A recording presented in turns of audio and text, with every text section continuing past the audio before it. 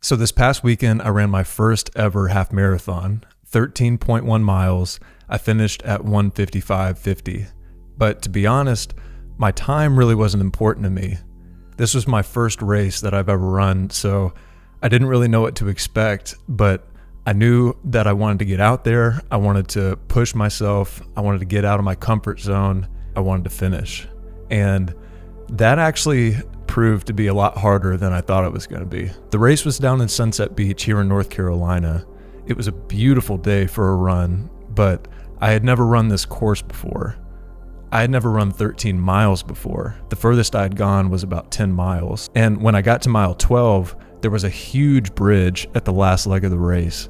It was like 65 feet tall, killer incline, and there was a moment just as I was approaching that bridge where I almost stopped. I've been running for 3 years now, and there's this promise that I've always kept to myself that I never stop in the middle of a run. Now, I might have to trot at a snail's pace to finish, but I've made a promise to myself beforehand that whatever distance I set out for whenever I started, I'm not going to stop until I get there. And I almost broke that promise to myself on this run, but I didn't. And I think a big reason why I was able to push myself and keep going is because of 3 meditations that I remembered from Marcus Aurelius.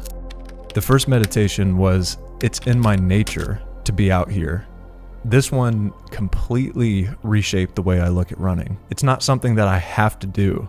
It's something that I get to do. And even more than that, it's something that now is just a daily part of my life, like eating and sleeping. When you think about animals and their instincts, a predator doesn't have to make time to hunt. It doesn't ask itself why it's hunting. It doesn't have a decision in the matter because it's just in its nature. It's just what they do. And running is just what I do now. And Marcus Aurelius writes about that same call that we have as people. "In the morning, when thou risest unwillingly, let this thought be present. I am rising to the work of a human being. Why then am I dissatisfied if I'm going to do the things for which I exist and for which I was brought into the world? Or have I been made for this? To lie in bedclothes and to keep myself warm. But this is more pleasant. Dost thou exist then to take pleasure alone and not for action or exertion? Dost thou not see the little plants, the birds, the ants, the spiders, the bees, working together to put in order their several parts of the universe? And art thou unwilling to do the work of a human being? And dost thou not make haste to do that which is according to thy nature?" You can train your mind to seek out and enjoy doing difficult and rewarding things just as much as people who enjoy comfort and luxury. Most of the things that we enjoy in life aren't so much enjoyable in themselves. It's more of a product of our expectations and our habits and the things that we're used to doing.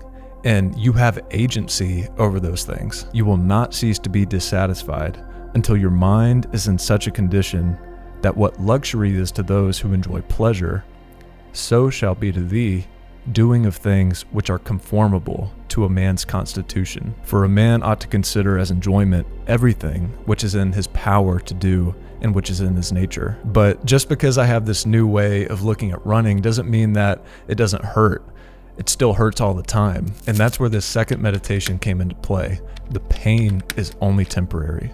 In the book, he writes about another stoic named Epicurus, who says, "In every pain, let this one thought be present, that pain is neither intolerable nor everlasting, and bear in mind that it has a limit, and make sure that you don't add anything to it in your imagination. Just how much am I actually suffering right now?" I try to ask myself that question because sometimes I'm guilty of mixing up being uncomfortable versus actual pain. Sometimes when I catch myself slowing down in the middle of a run, I'll ask myself that question, and I actually take a second to take stock and assess each part of my body. I'll ask myself, how do my feet feel right now? How do my legs feel right now? How does my back feel right now?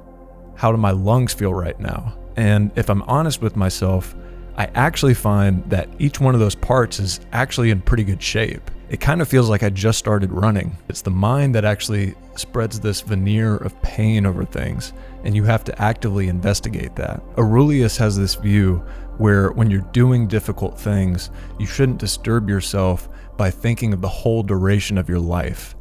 But in this context, I actually did the opposite. When every step started to feel like a struggle, all I had to do was stop thinking about how I felt in the moment and start thinking about the bigger picture of my life. Don't think about your life by the moment or the hour or even the day. Think about the whole duration of your life. The sweat was pouring, my legs were tired, and I had no idea how much further it was to the finish line.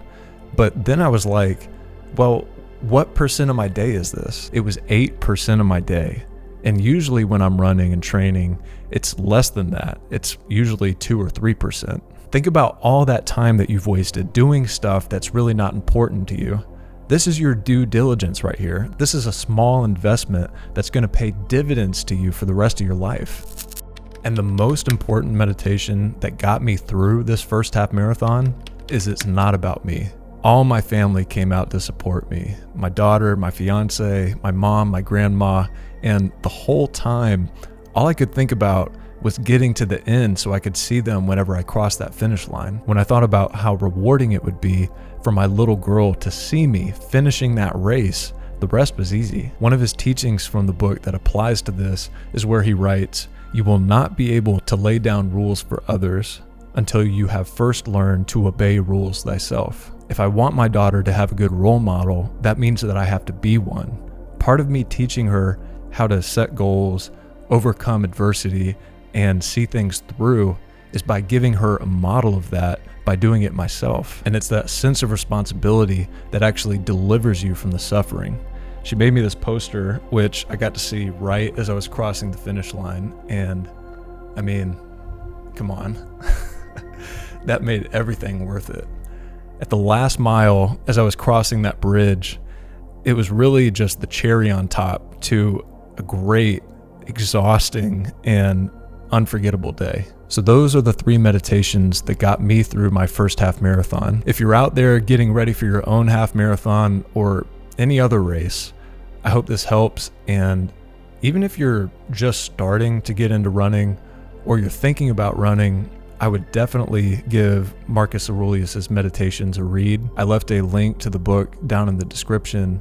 I first read this book back in 2020, and I think a lot of the seeds that got planted whenever I exposed myself to reading this book for the first time were things that I got to use years later during this run. There's this saying that goes, I can't remember the books that I've read even more than the meals that I've eaten, but even so, they've made me who I am.